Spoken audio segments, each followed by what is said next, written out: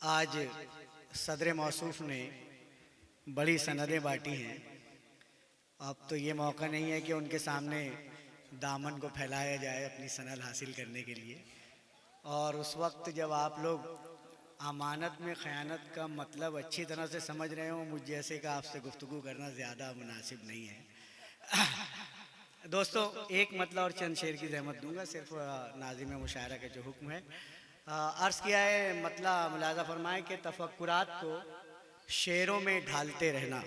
क्या बात, तफक्कुरात को शेरों में ढालते रहना, सियाह रात से सूरज निकालते रहना। क्या बात है, वाह वाह वाह वाह वाह। तफक्कुरात को शेरों में ढालते रहना, सियाह रात से सूरज निकालते रहना, और तुम्हारी सिमत से हमला न हो मगर फिर भी, वाह, तुम्हारी सिमत से हमला न हो मगर फिर भी हवा में हाथ का पत्थर उछालते रहना। क्या बात है, क्या बात है, क्या तुम्हारी सिमत से हमला न हो मगर फिर भी हवा में हाथ का पत्थर, हवा में हाथ का पत्थर उछालते रहना।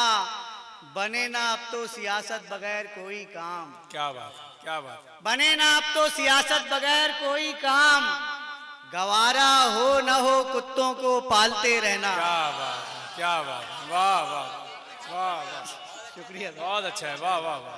बने ना अब तो सियासत बगैर कोई काम।